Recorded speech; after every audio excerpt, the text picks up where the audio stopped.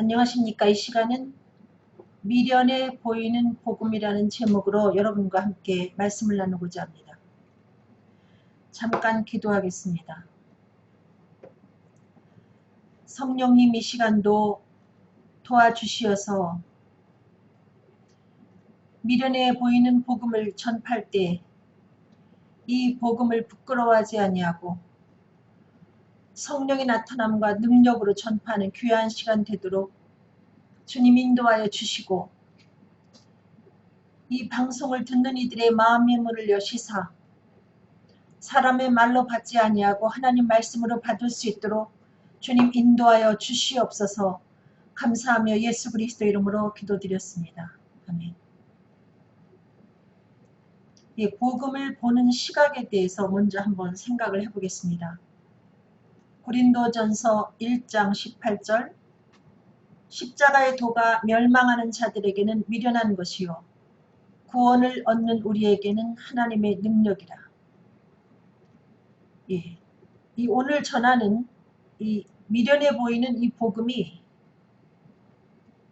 이 복음을 믿음으로 받아들이지 않는 자들에게는 참 미련해 보인다는 것입니다.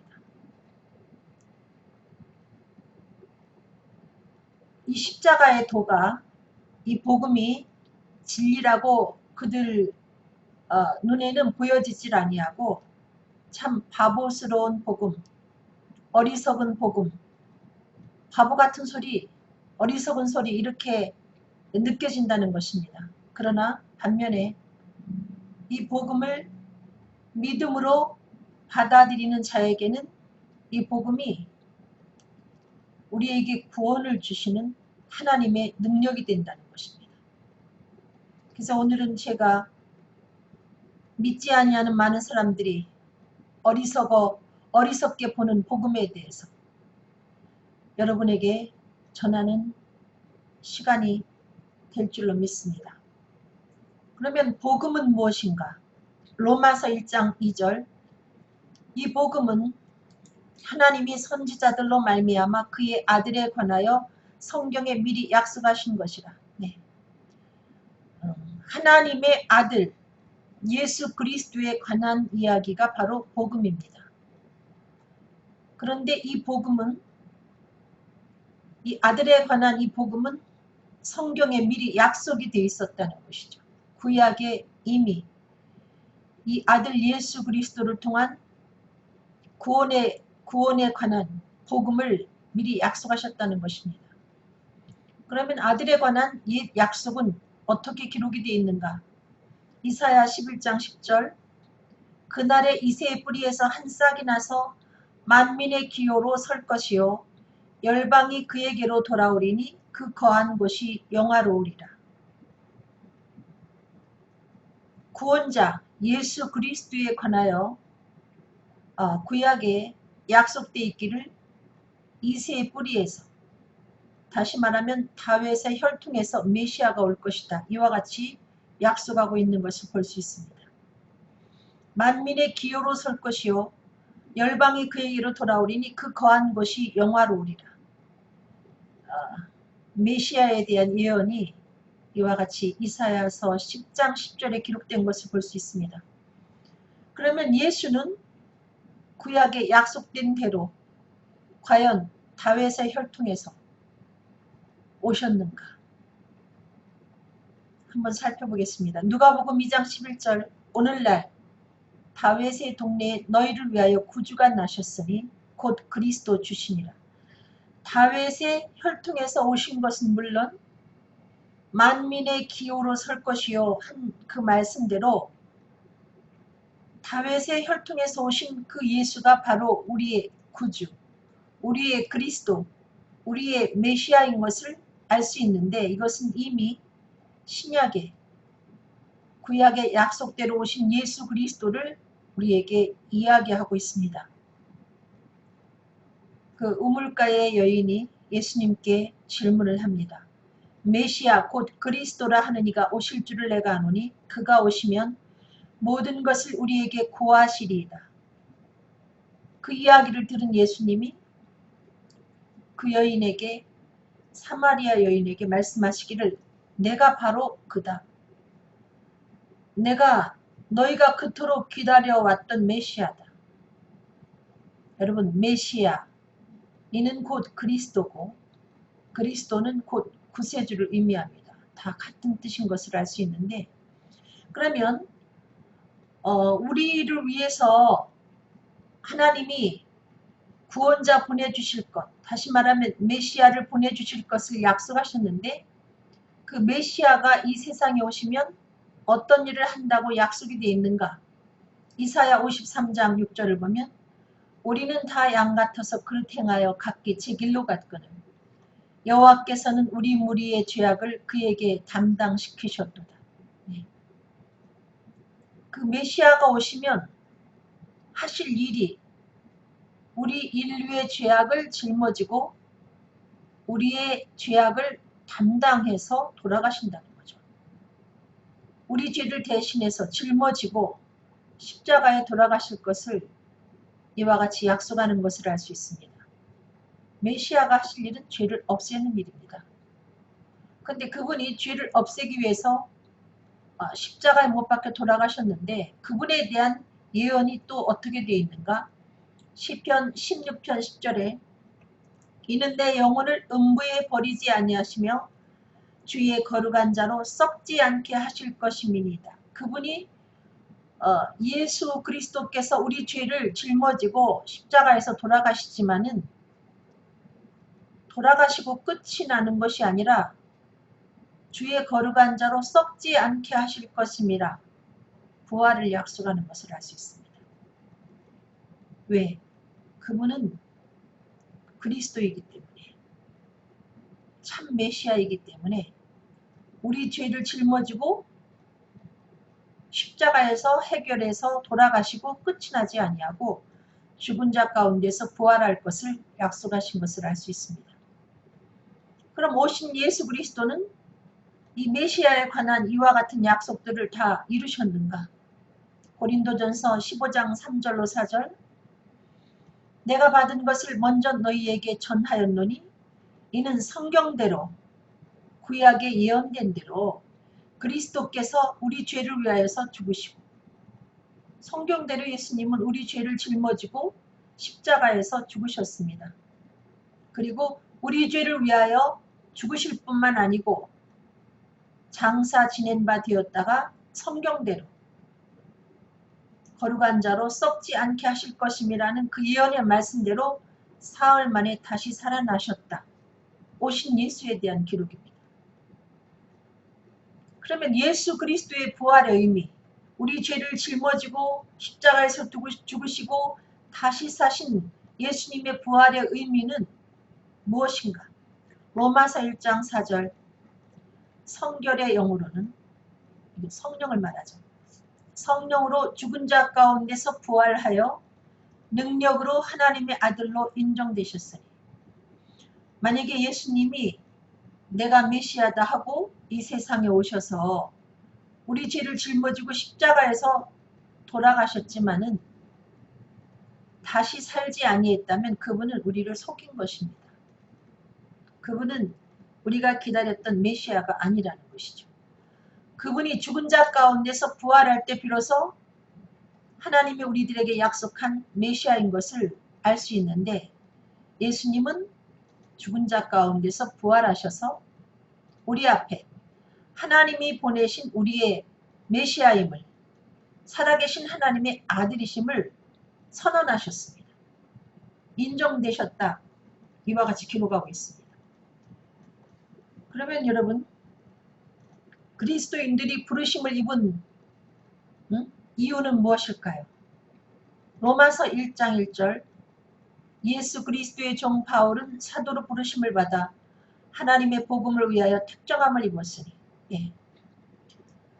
사도 바울만 사도로 부르심을 입어서 그분만 부르심을 받은 것이 아니고, 예수를 그리스도로 믿어 구원받은 우리들은 다양한 모습으로 하나님 앞에 부르심을 받았는데, 우리를 부르신 이유가 무엇일까? 하나님의 복음을 위하여 특정함을 입었다. 하나님의 복음을 위하여 우리를 구별해서 이와 같이 부르셨다는 것이죠.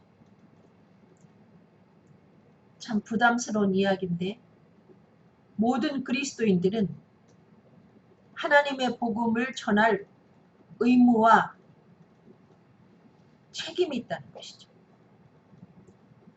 우리가 예수를 그리스도로 믿어 천국 백성이 돼서 이 땅 위에 사는 동안 죄에서 자유함을 얻은 자로서 행복하게 살고 끝이 나는 것이 아니라 이 땅에 사는 동안 우리는 믿지 않은 사람들에게 복음을 전할 의무가 있다는 것입니다. 우리들에게 왜 은혜를 주시고 또 교회 안에서 다양한 직분을 주셨는가? 로마서 1장 5절 그로 말미암아 우리가 은혜와 사도의 직분을 받아 그 이름을 위하여 모든 이방인 중에서 믿어 순종케 하나니. 예.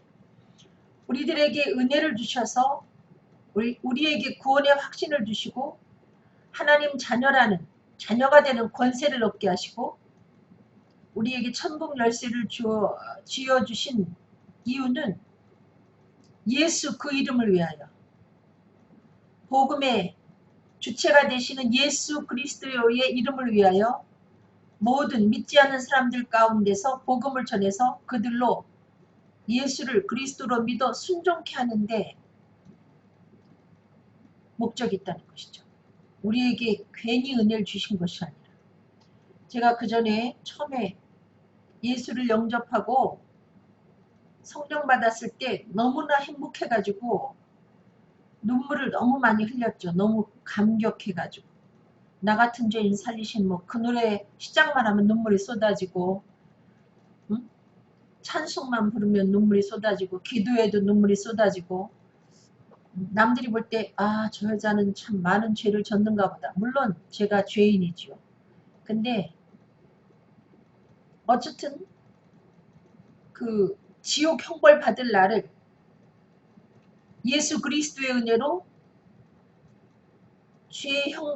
지옥 형벌을 받지 아니할 뿐 아니라 하나님 자녀가 되는 권세를 누리고 천국의 백성이 되었다는 게 너무 감사하죠. 지옥 안 간다는 것만도 감사한데 하나님을 아버지라 부를 수 있게 되었고 또 천국을 유업으로 물려받는 그리스도와 함께 하나님 앞에서 상속자가 됐다는 것이 너무나 감격하고 감사해서 눈물을 많이 흘렸는데 눈물을 많이 흘리다가 어느 날 눈이 떠져서 보니 두 팔 벌려서 우리들에게 내가 너한테 모든 걸 다 주지 하고 십자가에 못 박혀 돌아가신 예수님이 어느 날 두 팔을 벌리고 저한테 다 내놓아라 이러는 것 같은 느낌을 받은 적이 있어요.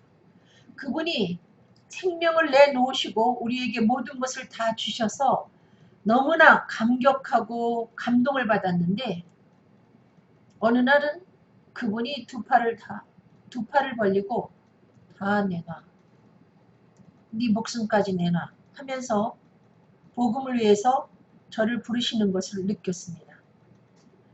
그러면 여러분 복음을 위하여 부르심을 받은 자는 누구입니까? 로마서 1장 6절 너희도 그들 중에 있어 예수 그리스도의 것으로 부르심을 입은 자니라. 여러분 예수를 영접한 성령으로 예수를 그리스도로 확실하게 영접한 모든 사람들이 예수 그리스도의 것이요 그들이 곧 주님께로부터 부르심을 받은 사람이라는 것이죠. 쉽게 말하면 예수를 그리스도로 고백한 하나님 자녀된 모든 자들이 복음을 위하여 부르심을 받은 자라는 것이죠. 그러면 우리가 부르심을 받았는데 무엇을 전파할까? 복잡한 게 아닙니다. 신구약을 다 통달해 가지고 그 내용을 꿰 수 있어야 복음을 전하느냐 그게 아닙니다.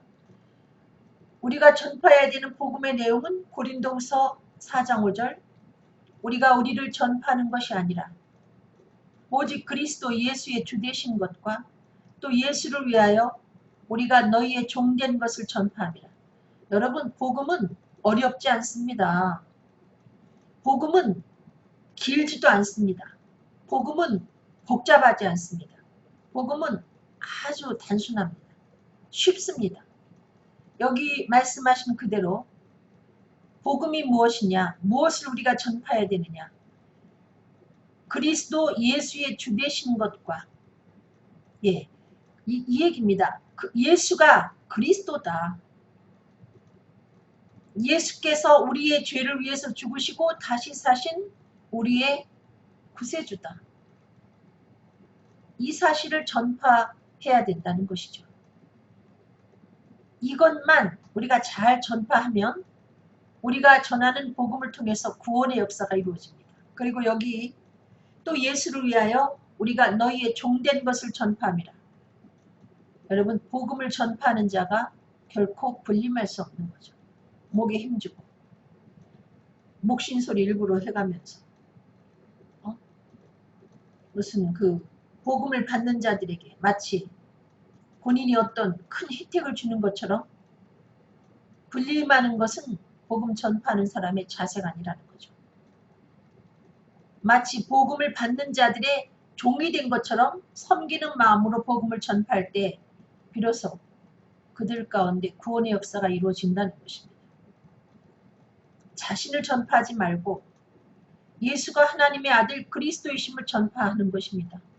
겸손하게 군림하는 자세로 호령하듯이 무엇이나 된 것처럼 그렇게 복음을 전하지 말고 겸손한 마음으로 우리가 그리스도의 종이자 마치 복음을 받는 그들의 종이 된 것처럼 복음을 전파할 때 역사가 나타난다는 것입니다.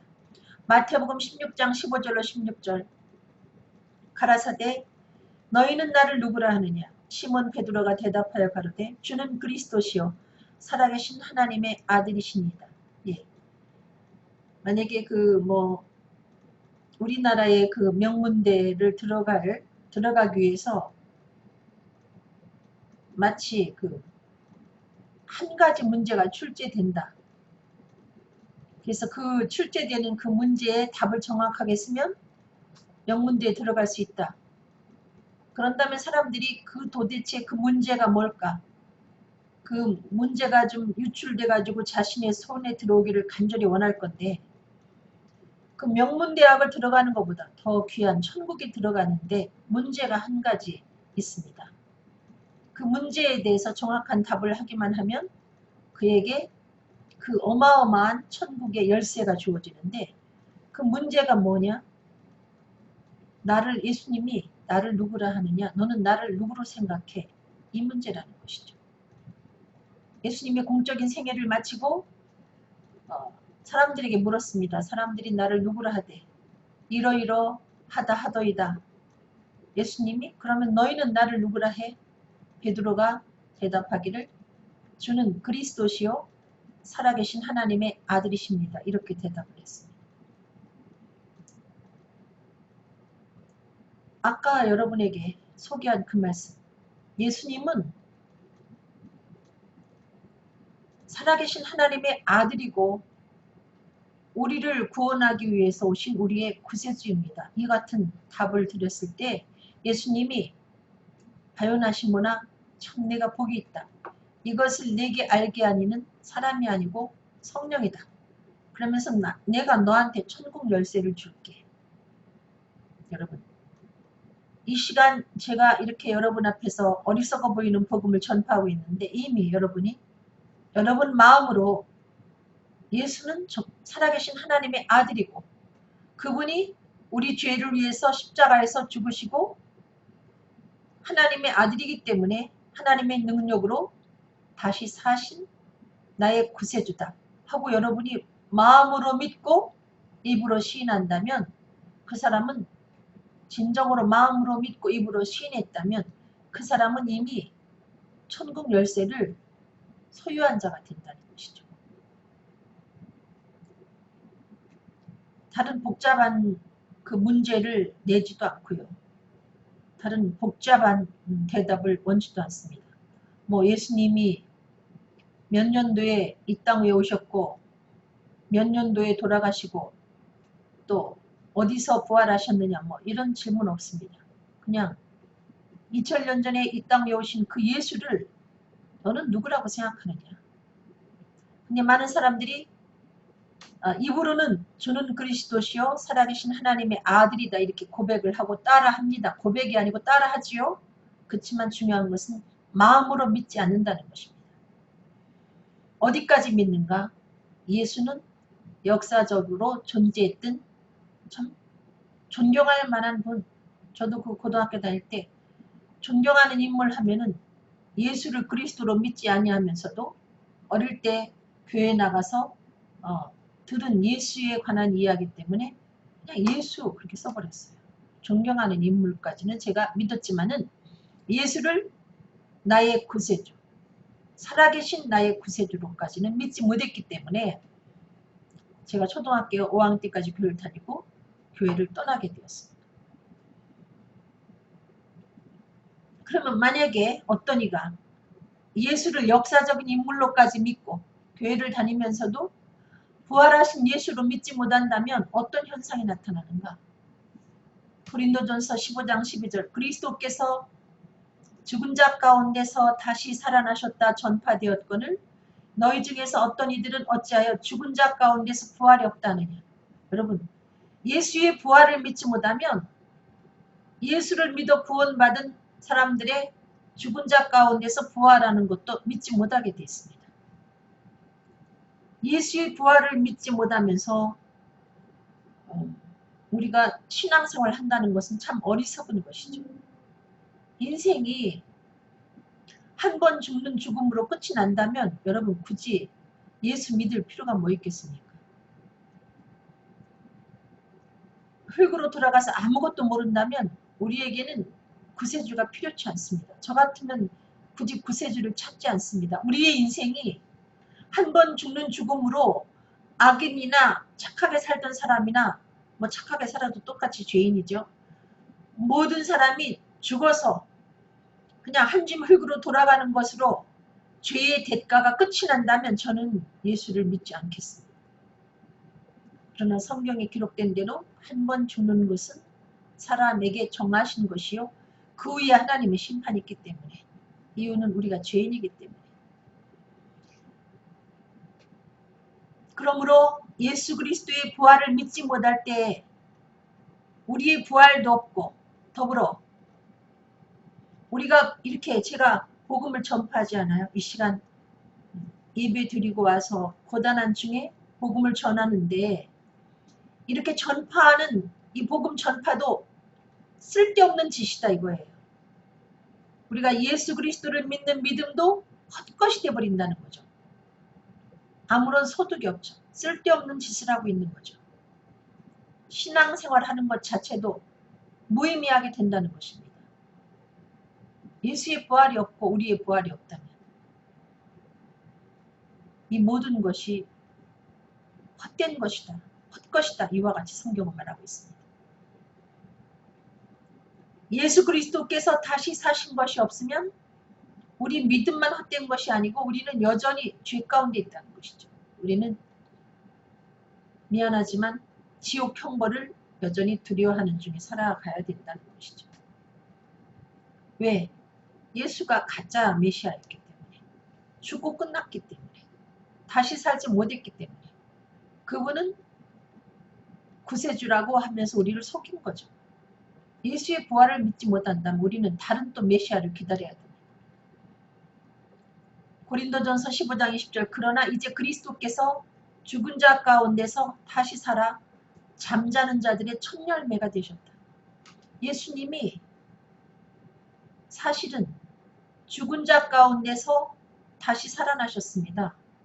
이유는 그분이 하나님 아들이기 때문에 그분이 하나님이 예고한 메시아이기 때문에 잠자는 자들의 첫 열매가 되었다는 것은 죄로 죽은 자들을 다시 살게 하는 그 일에 예수님 스스로가 첫 열매가 되셨다는 거죠. 그래서 우리들에게는 부활의 소망이 생긴 것입니다. 고린도전서 15장 22절 아담 안에서 모든 사람이 죽은 것 같이 아담과 하와가 하나님 앞에 먹지 말라 한 선악과를 따 먹어서 하지 말라 한 그것을 해서 우리의 조상 아담으로 말미암아 모든 인류에게 죄가 들어왔습니다. 그래서 우리는 맛도 보지 못하고 눈으로 보지도 못한 그 선악과 때문에 태어날 때부터 죄인이 되었습니다. 죄인이 되었기 때문에 죗값은 사망이므로 우리 인간이 그 사망 앞에 벌벌 떨면서 인생을 살게 되었죠. 그런데 그리스도 안에서 모든 사람이 죽었는데 예수 그리스도 안에서 부활의 첫 열매 되시는 예수 그리스도를 통해서 다시 살 소망이 생긴 것입니다. 그리스도 안에서 모든 사람이 삶을 얻으리라.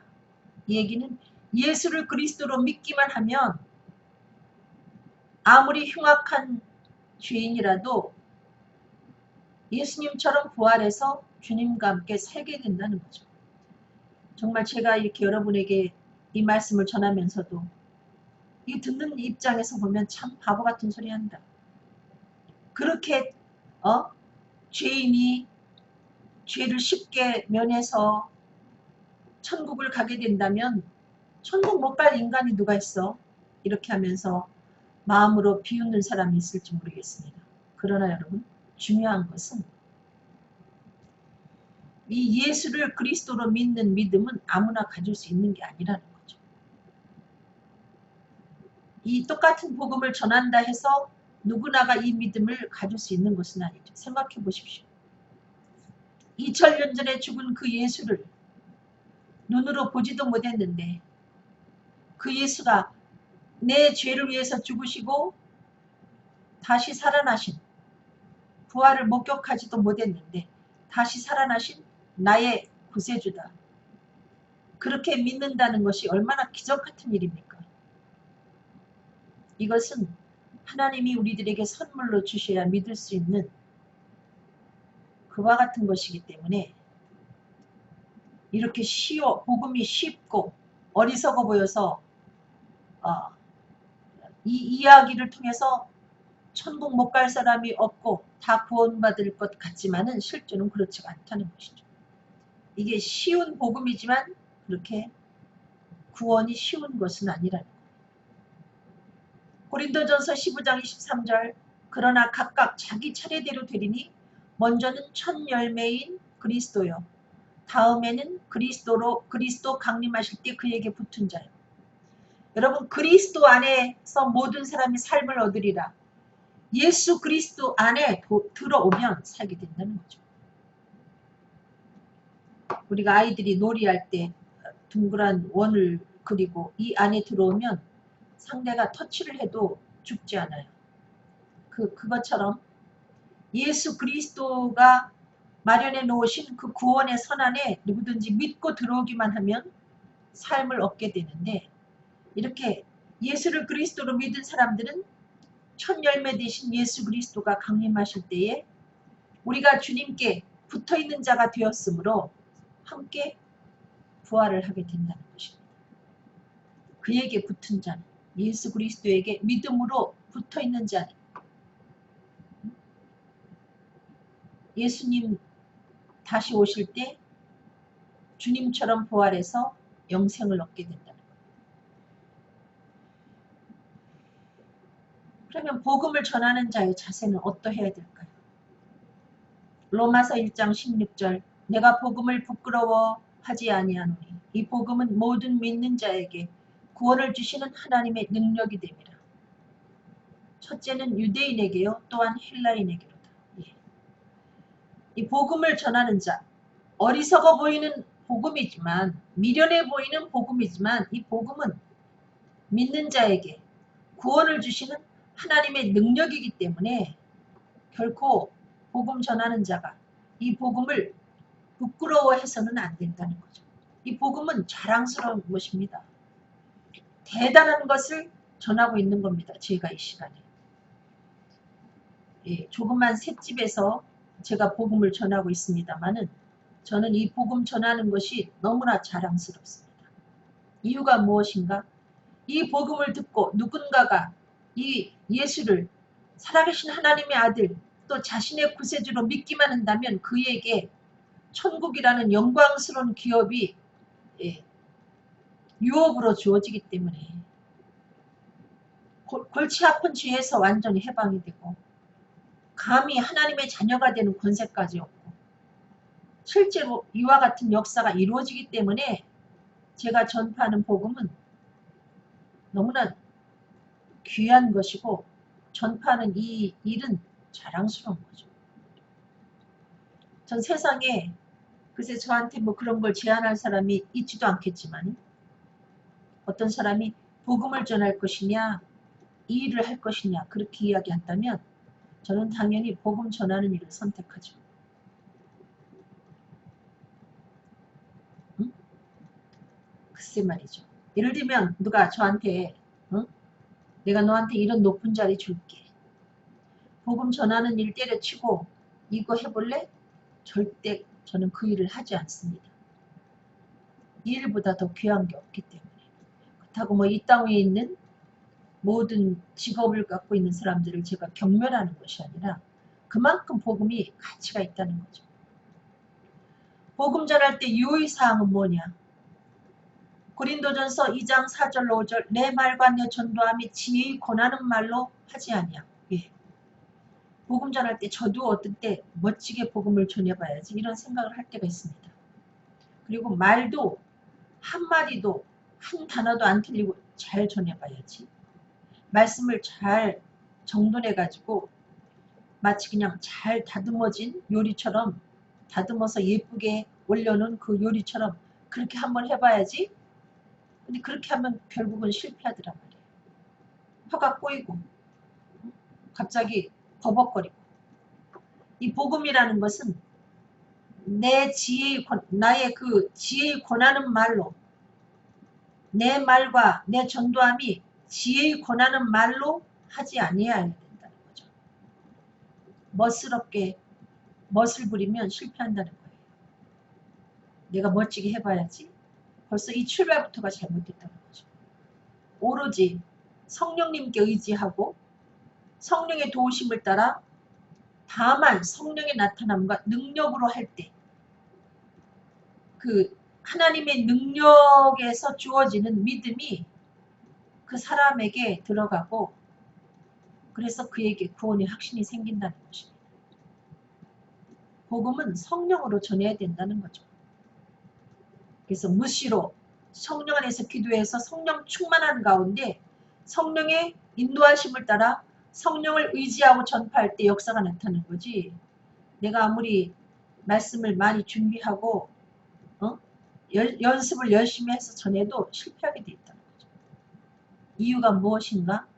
인간의 속에 믿음을 제공하시는 것은 하나님의 성령이고 하나님의 능력에 딸려 있다는 거죠. 내가 아무리 쉽게 혹은 멋지게 기술적으로 복음을 전파해도 하나님의 성령의 역사로 하나님의 능력이 나타나지 아니하면 그 사람에게 그 사람의 변증만 울릴 뿐 그 사람의 마음을 뚫고 내가 어찌할까 하면서 돌이켜 예수를 믿는 그 같은 역사가 이루어지지 않기 때문입니다.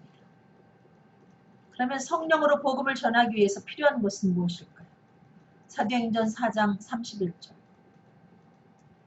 빌기를 다음에 모일 곳이 진동하더니 우리가 다 성령이 충만하여 담대히 하나님의 말씀을 전하니라. 그 오순절에 성령 받은 사람이 복음을 전파하는 그 상황은 현재 우리가 처한 이 상황하고는 전혀 틀리다는 거죠. 그때는 목숨을 걸고 복음을 전파해야 되는 상황입니다. 예수가 부활했다는 이 이야기만 전파해도 붙잡혀 수감되고 때에 따라서는 뭐 참수당하고 여러 가지 다양한 방법으로 목숨을 잃을 수 있는 그와 같은 상태이기 때문에 저들이 하나님이 담대함을 주시지 아니하면 전할 수가 없었던 거죠. 그래서 우리가 복음을 두려워하지도 않고 부끄러워하지 않고 담대히 전하기 위해서 우리에게 필요한 것은 빌기를 다하며 합심한 기도가 필요한 거죠. 모여서 합심해서 기도했을 때 모인 것이 진동하며 그들이 다 성령 충만하여 담대히 하나님 말씀을 전하리라. 저는 이런 역사를 실제로 경험을 했습니다. 어렸을 때 어릴 적에 다니던 시골 교회 뭐 다 모여야 한 30명 이 정도 되는 조그만 교회에 그 76년도에 2월에 부흥회가 열렸을 때 저는 그 너무 예의 바르게 저한테 부흥회에 한번 나와보라고 초청한 그 초등학교 선배의 말을 제가 거절할 수 없어서 그냥 속으로는 어렸을 때 보는 목사하고 나이가 먹어서 보는 목사는 어떻게 다른가. 약간 그 놀러 가듯이 제가 교회를 갔습니다. 근데 알고 보니 그 교인들이 그 부흥회를 위해서 2달 전부터 중보기도를 했다는 거죠. 그건 나중에 알게 된 사실이에요. 제가 은혜 받고 난 다음에. 근데 그 속에 그 교회에 사람들이 중보기도를 그렇게 많이 했고 또 부흥회 끝날 전에 금요일 날은 사람들이 철야까지 했어요. 그때 철야 기도를 같이 참석한 사람들이 한 10대 명 정도 됐는데 은혜 받지 못한 그 저 같은 생짜를 위해서 같이 중보기도 하고 그렇게 하면서 부흥회를 마치게 됐는데 마지막 날 새벽에 그 조용한 묵상으로 기도하던 그 새벽 기도 시간에 성령의 바람이 불어서 모인 곳이 진동하는 역사를 제가 체험을 했습니다. 저만 은혜 받은 것이 아니라 이 사람 저 사람 막 성령 세례 받고 또 이미 성령 세례 받은 사람 성령 충만함을 받고 모인 곳이 진동해서 멀찍이 떨어져 있는 파출소에서 새벽에 쫓아왔죠. 불난 줄 알고 뭐 사람이 죽나 불이 났나 이게 웬일인가 하고 그 교회를 순경이 찾아오게 된 거죠. 그래서 이렇게 모인 곳이 진동할 만큼 성령이 충만히 임할 만큼 간절히 기도했더니 그 다음에 담대함이 생겨서 성령 충만하면 마치 술에 만취된 사람처럼 두려운 게 없는 거죠. 담대히 하나님의 말씀을 목을 내걸고 목숨을 내놓고 전파한 것을 알 수 있습니다. 이 복음은 현재 우리가 뭐 복음 전한다고 누가 날 잡아다 옥에 가두거나 죽이지 않지만 그러나 지금도 이 복음 전하는 일은 성령 충만하지 않으면 엄두를 내지 못합니다. 제가 수십 번 수백 번 한 일임에도 불구하고 이 복음을 연주하는 것은 성령 충만하지 아니하면 안 된다는 거죠. 해야지 생각만 있을 뿐 실제로 진행이 되지 않습니다. 복음을 확신하기 위해서 필요한 요소는 무엇인가? 우리가 이제 복음을 들었습니다만 이미 복음을 알고 있는데 왠지 이것이 확실히 믿어지지 않는 경우가 있습니다. 자꾸 의심이 생기고 정말일까? 예수가 내 죄를 위해서 죽으시고 다시 사신 것이 사실일까 하고 의심이 생길 때 여러분 그것을 해결해 주는 길이 있습니다. 에베소서 1장 13절 그 안에서 너희도 진리의 말씀 곧 너희의 구원의 복음을 듣고 그 안에서 또한 믿어 약속의 성령으로 인치심을 받았으니 우리가 성경 말씀을 통해서 성경의 기록 목적이 예수가 하나님의 아들 그리스도이심을 믿고 믿는 그로 하여금 영생을 얻게 하려고 성경에 기록이 되어 있습니다. 그러므로 성경의 요절은 예수는 하나님 아들 그리스도다. 그래서 우리가 이미 요절을 알고 있습니다. 성경이 우리들에게 이야기하고자 하는 것이 무엇인지 알고 있지만 중요한 것은 그것이 믿어지지 않는다는 것이죠. 믿고 싶은데 믿어지지 않는다는 것이죠. 인간이 얼마나 의심이 많은데요. 뭐 떼국론만 의심이 많은 것이 아니라 인간이 의심이 많습니다. 그런데 그 놀라운 복음을 믿게 해주는 분이 계십니다. 그분이 바로 성령이라는 거죠. 여러분 성령은 사치품이 아닙니다. 이것은 하나 가지면 뭐 명품 하나 가지면 기분 좋죠. 근데 명품이라는 건 없어도 그만입니다. 응? 명품처럼 사치품이 아니에요. 이것은 우리가 복음을 확신하기 위해서 우리들에게 절대 필요한 요소입니다. 성령은 통과해야 되는 관문이지, 성령 받으면 좀 사람이 가벼워져. 혹은 약간 좀 천박해져. 하고 성령을 만약에 터부시하면서 멀리하는 사람이 있다면 생각을 바꾸시기 바랍니다. 성령은 생명의 영입니다. 죄와 허물로 죽은 우리에게 예수님, 부활하신 예수님이 숨을 내쉬며 성령을 받으라. 진흙으로 사람을 빚어 만드신 다음에 하나님이 거기다 생기를 불어넣으시니 살아 움직이는 사람이 되었습니다. 그것처럼 죄와 허물로 죽었던 우리에게 약속의 성령이 임할 때 비로소 생명이 되어서 하나님과 교제하고 그 사람이 천국에 갈 수 있는 것이죠. 여러분, 생명의 영을 안 받겠다고 하면 어떡하겠다는 겁니까? 우리가 성령에 대한 오해가 있습니다. 성령하면 방언하고 뭐 입신하고 예언하고 뭐 이런 거를 여러분이 생각하기 때문에 그것 좀 이상해. 약간 신비주의 하는지 모르지만 이 성령이 하시는 일은, 성령이 하시는 성령의 의무는, 성령의 임무는 무엇이냐? 여러분 안에 예수가 하나님의 아들 그리스도이심을 확실하게 믿게 하는 겁니다. 인을 쳐주는 거죠. 여러분의 믿음을 봉인시켜 줍니다. 확실하다. 내가 알고 있는 예수는 살아계신 하나님의 아들이고 너의 구세주 마저 하고 도장을 찍어주는 것입니다. 여러분 마음에. 성령은 여러분 받기 싫어도 받아야 되는 거죠. 이 두 가지 요소 중에 어느 한 가지도 빠지면 안 됩니다. 예수가 하나님의 아들 그리스도라는 복음을 제대로 알지 못하고 어떤 사람이 성령을 받았다. 그거 웃기는 거죠. 그 성령이 아닐 수가 있다는 것이죠. 이 복음 위에 성령은 임하게 되어 있습니다. 성령은 복음을 타고 임하게 되어 있어요. 근데 복음도 듣지 못했는데 어떤 사람이 그런 경우가 있었어요. 어느 교회에서 교회를 오늘 나왔는데 그 부흥에 참석했어요. 어떤 교인이. 실제로 제가 경험한 일입니다. 근데 그 교인이 남들이 두 손을 들고 기도하니까 교회를 처음 나온 여자가 자기도 모르게 손을 들고 나도 주십시오 하고 기도했어요. 근데 그 사람이 그때 뭐 은혜 받았다고 하는데 하는 짓이 뭐 가관이었죠.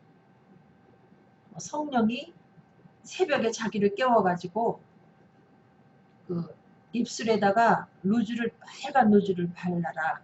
옷을 또 어떻게 입어라 지시한대요. 그리고 새벽에 약스토에 가라. 저 남자한테 다가가라. 이렇게 지시한다는 거예요. 성령이 그 사람에게 임한 것이 아니라 복음을 듣지 못한 그에게 성령을 가장해서 악한 영이 임한 거죠. 그래서 우리 교역자들이 그 교인, 그야말로 잘못된 영을 받은 그 교인, 그 귀신 내어 쫓느냐고 애를 쓴 경험이 있습니다. 나중에는 돌아왔어요. 그러나 이렇게 복음이 없이 내가 성령을 받았다. 그건 아니라는 거죠. 사실은 복음으로 무장되어 있지 않고 어떤 사람이 어떤 집회 가서 성령 받기를 기도했다. 그건 좀 위험합니다. 사실은. 아무것도 모르는 상태에서 붕에 가가지고 내가 남들이 불같은 성령 달라고 해서 기도했다. 근데 임했다. 그럴 수 없는 것입니다. 뭔가 지식이 있을 때, 예수 그리스도에 대한 완전한 지식이 있을 때 성령은 그걸 보고 네 마음에 예수에 대한 지식이 무엇이냐 보고 확실한 복음을 받아들였을 때 성령님이 인을 쳐주시는 거죠. 그래서 예수님이 부활하신 다음에 하늘로 올라가실 때, 승천하실 때 그 500여 문도하고 그 긴 이별을 하지 않습니까? 아주 긴 이별을 하죠. 그때 예수님이 당부하신 말씀이 있습니다. 사도행전 1장 4절 사도와 같이 모이사 저희에게 분부하여 가라사대 예루살렘을 떠나지 말고 내게 들은 바 아버지의 약속하신 것을 기다리라. 예. 그 긴 이별 중에 하는 당부이니 그 당부가 얼마나 중요하겠습니까? 얼마나 중요한 것을 당부하겠습니까? 그 내용이 바로 아버지의 약속하신 성령 기다려 이 얘기입니다. 얼마나 성령이 우리 믿는 사람에게 중요하면 예수님을 그리스도라 고백하고 따르던 그들에게 이 성령이 얼마나 중요하면 예수님이 예루살렘 떠나지 말고 그 약속한 성령 기다려 이렇게 말씀하셨을 거예요. 여러분 성령을 받지 아니하면 우리의 믿음은 언제 곤두박질 할지 알 수 없습니다. 그 베드로가 주는 그리스도시요 살아계신 하나님의 아들이라고 멋진 신앙 고백을 했지만은 예수님이 승천하시기 전에는 아직 저들에게 성령이 임하지 않았습니다. 약속하신 그 성령이. 그 이전이기 때문에 굉장히 불안한 믿음이 아니었습니까? 그래서 예수님을 모른다고 부인하고 저주까지 하죠. 저주까지 했죠. 그래서 예수님이 성령을 기다려 해놓고 그들에게 얼마 만에 주셨는가. 사도행전 1장 5절 요한은 물로 세례를 베풀었으나 너희는 몇 날이 못되어 성령으로 세례를 받으리라 하셨느니라. 여러분 성령은 복음을 받은 자들이 믿고 기다리면 물론 기도하면서 기다리지 않았습니까? 그들이 마음을 같이하여 전혀 기도에 힘쓰면서 성령을 대망했는데 몇 날 만에 임했는가? 예수님 승천하신 후 열흘 만에 오순절날에 그들에게 성령이 임했다고 하지 않습니까? 그 사람들은 그 당시 예수님의 그 공적 생애에서 하신 이적을 본 사람들이고 또 예수님의 그 부활하신 것을 친히 목격한 사람들입니다. 그러니 얼마나 그 사람들이 간절히 그 성령을 기다렸겠습니까? 그러나 그 500여 문도가 다 받은 것은 아니죠. 아마 하루 이틀 기도하다가 괜히 내가 쓸데없는 짓 하는 거 아니야 하고 돌아간 사람도 있겠고 어찌하든 120명의 사람이 거기서 다 성령 세례 받고 성령 충만함을 받게 되었죠. 저도 어릴 때는 교회를 다녔지만은 제가 장성에서는 교회를 다니지 않았습니다만은 그 부흥회 때 복음을 잘 전하시는 그 부흥 강사님이 첫날부터 복음을 잘 전해주셔서 제가 수요일쯤에 복음을 받아들였습니다. 하나님이 정말 나를 사랑해서 아들까지 내어주셨네. 그 아들 예수가 내 죄를 위해서 십자가에서 돌아가시고 다시 살아나신 나의 구세주니 하고 그 사실을 받아들이고 죄사함 받은 거에 대해서 감사하는 기도를 일기장에다 써놨습니다. 그리고 이제 마지막 날 새벽에 새벽 전에 철야할 때 저도 같이 철야가 뭔지도 모르고 참석해서 뭐 돌아가며 기도도 하고 찬송도 하고 하면서 기도하고 그 다음에 그 전날 제가 일기장에다가 불같은 성령을 저한테 주십시오.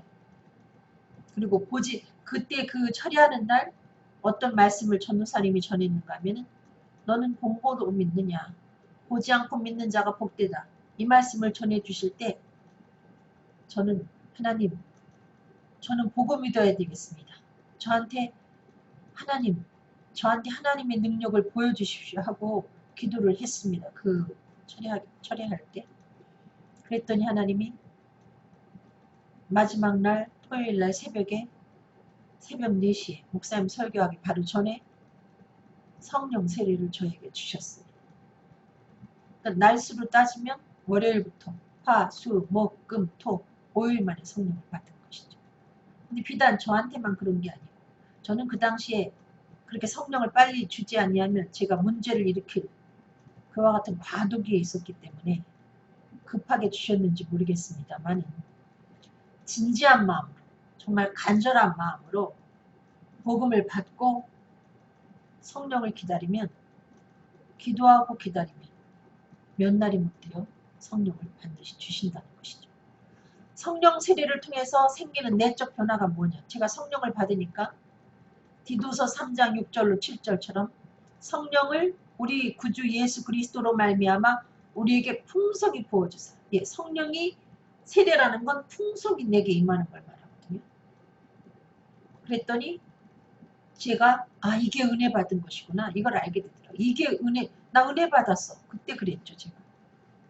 감히 나 은혜 받았어 이렇게 말할 수가 있게 됐죠. 그리고 제사함 받았다는 확신. 저의 은혜를 힘입어 의롭다 하심을 얻어. 예, 누가 안 가르쳐줬는데 나 제사함 받았네 이게 확신이 왔어요. 그리고 영생의 소망을 따라 나 영생 얻네. 나 천국 가네. 내가 하나님 자녀가 되었네. 성령 받았을 때 제 입에서 제일 먼저 튀어나온 얘기가 소리내서 전혀 기도할 줄 모르던 제가 주여 하고 소리를 얼마나 크게 제가 소리를 낸 게 아니고 이 뱃속으로부터 이 마치 토사광난 났을 때 우리가 음식물을 토해내듯이 밑에서부터 소리가 올라와서 그 얌전하던 처녀가 얼마나 소리를 질렀는지 사람들이 그 성령이 오셨네 찬송을 부르는 그런 사태가 벌어지고 말았어요. 주여라고 고백하더란 말이에요. 그리고 아버지 부르게 되고 그 멋쩍어 가지고 맨정신으로는 하나님을 아버지라고 부를 수가 없죠. 근데 성령이 임하니 주여 그리고 아버지 하면서 다른 거는 기억나지 않습니다. 주여 아버지 하면서 눈물을 흘렸던. 그리고 후사가 되게 하렵니다. 내가 천국을 상속받지 여기에 대한 의심이 없었습니다. 당연히 난 천국까지 이런 확신이. 성령 세례 통해서 우리 내적에 오는 변화를 얘기합니다. 여러분 이런 확신은 오직 성령으로 된다는 것을 여러분 믿으시고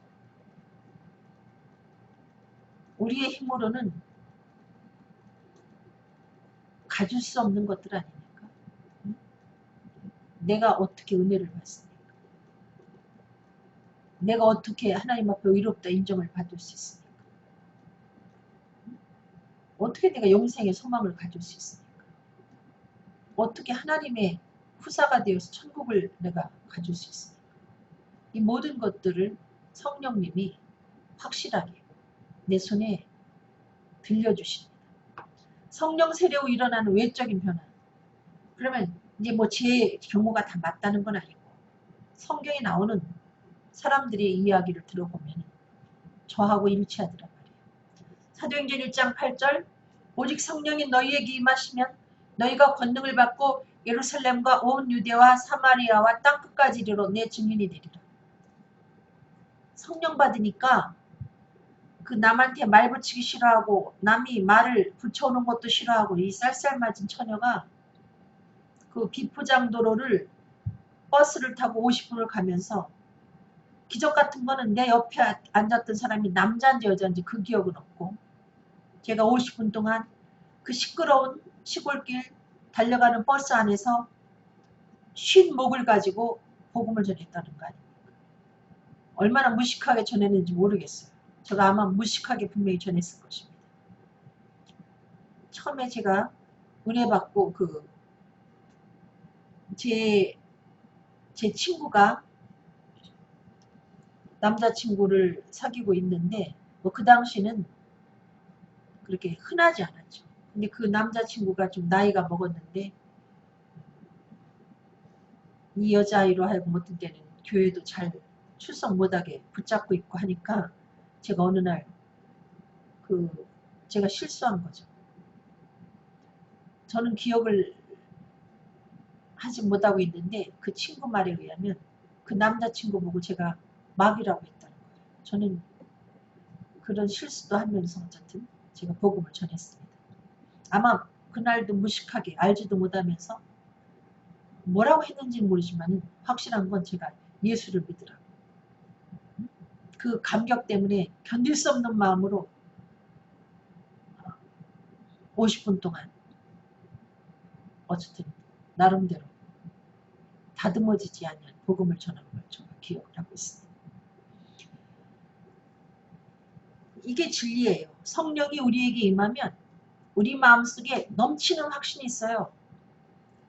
그러니까 토사광난 여러분 경험하지 못한 사람은 그걸 모르죠. 저는 그 토사광난을 한두 차례 경험을 했는데, 제가 옛날에 그 초등학교 2학년 다닐 때 한번 한여름에 2학년일 때 한여름에 집에 가가지고 하도 목이 마르니까 늘 우물물을 길어가지고 부어두는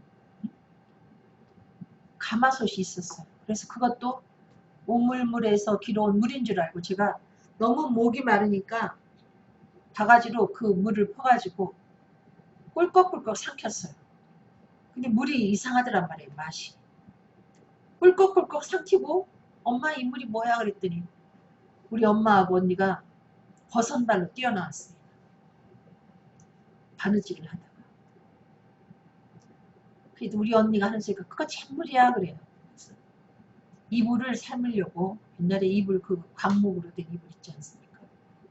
그 이불을 깨끗하게 삶으려고 그날따라서 잿물을 독하게 풀었다는 것이죠. 제가 그 잿물을 그냥 목마른데 확인도 안 하고 꿀꺽꿀꺽 생겼어요.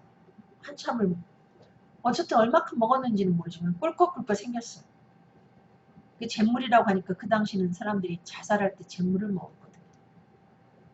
제가 그 소리를 듣고 어린 마음에 죽기 싫었는지 부엌 바닥에 앉아가지고 울었어요. 그랬더니 엄마가 어떻게 뭐 그 당시에 그 약국이 가까운 데 있었지만은 거기는 한참 뛰어가야 되고 또 그 보건소가 또 앞에 있었고 한참 달려가야 되니까 엄마가 응급조치를 어떻게 했는가 하면 저희 집에 소하고 돼지가 한 마리씩 있었는데 그 소하고 돼지 주려고 그 음식물 이렇게 씻은 물, 그 뭐라고 하죠?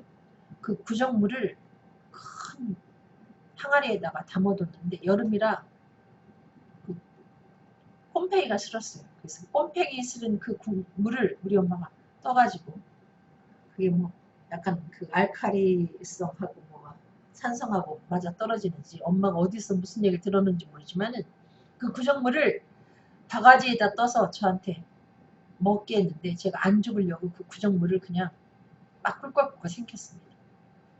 그 다음에 이제 저를 보건소로 데려갔더니 보건소에서 식초를 희석한 그 물을 한 병을 주면서 할 수 있으면 이걸 다 먹으라고 해라.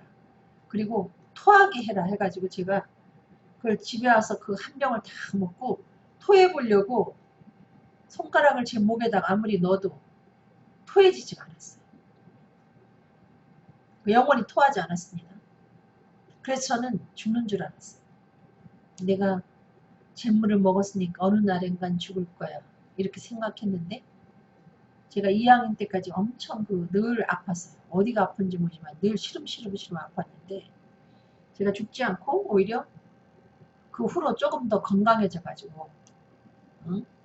밥도 조금 잘 먹고 건강하게 그냥 잘 사니까 우리 언니하고 엄마 말은 그 양잿물이 너한테 약이 된다 그러는데 저는 사실 양잿물 공포 때문에 내가 20살까지 살아봐야지 그 안에 나 죽을지도 몰라 이런 생각을 혼자서 한 적이 있었습니다. 그런데 토사광난이 나니까 그렇게 토하려고 해도 안 토해지는 제가 막 안 토하려고 해도 밑에서 별의별 게 다 올라와가지고 다 토하더란 말이에요. 여러분 성령 세례를 받으면 외적으로 입을 틀어 막아도 다시는 너 예수를 전하면 내가 죽여버릴 거야 해도 오순절날 성령 받은 그들이 내가 사람을 두려워하랴 하나님을 두려워하랴 하면서 담대히 복음을 전파하는 것처럼 예수를 그리스도라 전파하게 됐습니다. 즉시로. 근데 만약에 여러분이 예수를 그리스도로 믿었다고 하면서 한 번도 누군가에게 예수가 하나님의 아들 그리스도다 예수 믿어라 이 얘기를 해보지 못했다면 여러분이 과연 성령 받았는가 여러분 자신을 점검해 볼 필요가 있다는 거죠. 그래서 그 일을 언제까지 하느냐 예루살렘과 온 유대와 사마리아와 땅끝까지 이르러 이 증인되게 돼 있어요. 제가 이 땅끝이라는 얘기가 나오면 참 후회된다니까요. 내가 어렸을 때 학교 다닐 때 공부를 참 많이 해가지고 수업 시간에 뭐 잠자다가 선생님들 속썩이고 그 다음에 시험 볼 때는 그 지그재그로다가 답안지를 써가지고 퇴학당할 위기까지 겪고 뭐 전교에서는 아니지만 어쨌든 반에서 꼴찌에 가깝게 공부를 안 했는데 뭐 다른 공부 안 한 건 제가 후회되지 않아요. 근데 영어 공부 안 한 게 참 후회되더라고요. 땅끝에 서려면 적어도 영어는 할 수 있어야 땅끝까지 복음을 들고 가겠는데 제가 그 준비가 돼 있지 않아서 땅끝에 서보지 못하는 게 정말 가슴 아픕니다. 그 다음에 복음을 전하는 나를 기다리는 거. 이렇게 이 복음이 귀하고 이 복음은 믿는 자에게 구원을 주시는 하나님의 능력이 되고 이처럼 파워 있는 생명의 복음인데 귀한 일인데 이 복음을 내가 전할 때 전하는 나를 기다리고 있는 것은 무엇일까? 사도행전 20장 22절 23절 보라 이제 나는 심령의 매임을 받아 예루살렘으로 가는데 저기서 무슨 일을 만날는지 알지 못하노라. 오직 성령이 각성해서 내게 증거하여 결박과 환난이 나를 기다린다 하시라. 예. 복음, 이 생명의 복음을 전하는 이 능력 있는 아주 정말 귀한 일 아닙니까? 저는 예수 믿는 사람들에게 있어서 최고의 착한 일이 뭐냐? 저는 복음 전하는 일이라고 아주 조금도 갈등 없이 여러분에게 얘기할 수 있습니다. 왜? 생명을 전하는 일이기 때문에. 이렇게 귀한 일임에도 불구하고 이 복음을 들고 우리가 앞으로 나아갈 때 달려갈 때 나를 기다리고 있는 것은 결박과 환난이라는 거죠. 이 결박과 환난을 가져오는 것은 어둠의 세력이죠. 왜? 자기에게 속해 있던 자가 자기 손에서 벗어나서 하나님께 속한 자가 되므로 배 아파가지고 방해를 하죠. 누구를 통해서? 가까운 사람들을 통해서. 여러분 대한민국에서 복음을 전하면 핍박이 없을 것 같으죠? 여러분 이슬람권에서 복음을 전하면 잘못하다가 죽습니다. 뭐 북한에서도 마찬가지고.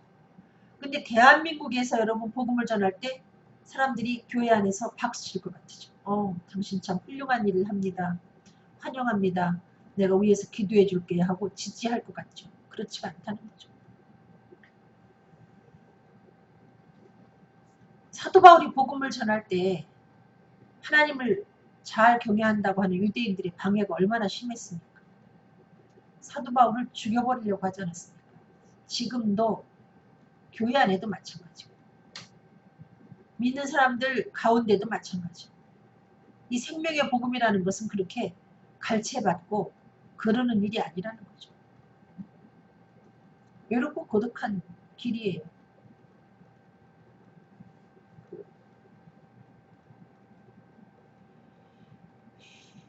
그러면 이 환난과 결박이 나를 기다리는데 복음 전하는 복음을 위해서 부르심을 나는 어떻게 이걸 감당할 수 있을까? 사도행전 20장 24절 나의 달려갈 길과 주 예수께 받은 사명. 여러분 이 복음 전하는 거는 주님께로 받은 사명이에요. 제가 주님께로 받은 사명이 아니면 벌써 집어쳤죠. 저는 주님께 엄청난 빚을 진 사람입니다. 그야말로 죽을 때까지도 내가 갚아도 갚을 수 없는 은혜를 받은 사람. 근데 그 엄청난 죄를 주님이 십자가에서 해결을 해줬기 때문에 나는 주님께 엄청난 부채를 지고 있습니다. 그래서 저는 이 복음을 전하는 거죠. 제가 지금 에어컨을 틀고 이 복음을 전하긴 하는데 지금 종아리가 시려워가지고 견딜 수가 없는데 그럼에도 불구하고 멈출 수가 없죠. 이게 장난치는 것 같으면 그냥 끝내면 되지만은 주 예수께 받은 사명. 그리고 제가 전하는 이 복음, 여러분과 제가 전하는 복음은 하나님의 은혜의 복음이라는 거죠. 정말 우리가 복음을 전하는 그곳에 하나님의 은혜의 비가 내리게 되어 있는 귀한 복음이라는 거죠. 근데 이 복음을 증가하는 일을 마치려고 한다면 여러분이 언제 마치게 되는가? 스테반처럼 죽을 때 마치게 되죠. 생명이 붙어있는 동안 우리는 복음을 전해야 돼요. 제가 자꾸 60이 넘으면서 자신감이 떨어지죠. 저도. 나이 먹었다는 건 뭐 글쎄 인생의 연륜이 쌓여서 귀한 것도 있지만은 뭐 꽃으로 말하면 시들어가는 거 아닙니까? 이게 사실은 제가 이 방송으로 복음 전하는 걸 굉장히 불편해해요. 그런데도 이게 하나님의 은혜의 복음 증가하는 일을 마치려 하면은 나의 생명 따위는 조금도 귀한 것으로 여기지 아니하여야 이 복음 전하는 길을 계속해서 갈 수 있다는 거죠. 뭐 누가 제 외모를 봅니까 사실은? 누가 그렇게 제 외모를 뭐 돋보기를 들고 보겠습니까만은 제가 좀 더 철이 일찍 나서 일찍이 복음을 전했더라면 뭐 이런 생각도 하는데 일찍이 복음을 전했더라면 또 엉뚱한 얘기도 했겠죠. 이게 지금 제가 이렇게 지금 지금 안경 이거 돋보기 안경을 쓰고 여러분에게 복음을 전하는데 글자는 잘 보이지만 제가 불편한 것도 많이 있습니다. 어떻게 감당할 수 있느냐? 목숨을 걸고 해야 되는 거죠. 나는 쇠하고 예수 그리스도만 흥하게 나를 부인하고 가면 되는 거죠. 저는 70까지만 살았으면 하는 마음이 있어요. 근데 그것이 제 마음대로 됩니까? 하나님 그때 저를 불러갔으면 좋겠는데 뭐 주님이 저를 그렇게 하실지 그건 미지수기 때문에 제가 고집을 필 수는 없죠. 저 70에 죽겠습니다. 그렇게 할 수는 없어요. 그러니까 나를 부인하고 이렇게 결받고 환난이 기다린다고 하지만은 나는 주의 것이니까 주님이 피로 값주고 저를 샀기 때문에 피값으로 저를 샀기 때문에 저는 주님의 종이기 때문에 저는 주님이 저에게 부여한 사명인 이 어리석어 보여서 별로 환영받지 못하는 복음을 그럼에도 불구하고 전해야 된다는 거죠. 참 복음 전하의 삶, 복음 전하는 자의 삶 글쎄 뭐 저같지 않는 분들도 계시지만은 저는 이 복음을 전할 때 주님이 주시는 기쁨도 있지만 어떨 때는 참 고독하다. 지구상에 이렇게 고독할 수 있을까 이렇게 생각할 때가 있습니다.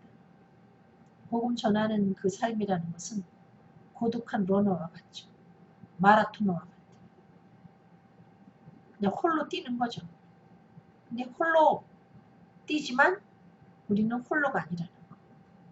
계속적으로 우리를 응원해 주시는 주님이 계십니다. 스데반이 순교할 때 주님이 하나님 우편에 서신 것을 본다 이렇게 하면서 스데반이 죽지 않았습니까? 우리를 표대를 향해 달려간 우리를 위해서 갈채를 보내면서 응원하시는 예수님이 계시기 때문에 우리는 그럼에도 불구하고 생명이 다하는 날까지 달려갈 수 있는 것입니다. 기도하겠습니다. 사랑이 많으신 아버지, 정말 부족한 제가 이 시간 복음을 전했습니다. 또 복음 전하는 자의 삶에 대해서 또 전했습니다. 성령님, 제 복음을 전하면서 제가 이 시간 다짐하는 저의 다짐이 주님 오시는 그날까지 변치 않게 인도하여 주시어서 제 생명이 다하는 그날까지 복음을 전할 수 있도록 인도하여 주시옵소서. 감사하며 예수 그리스도 이름으로 기도드렸습니다. 아멘. 감사합니다 여러분. 사랑합니다.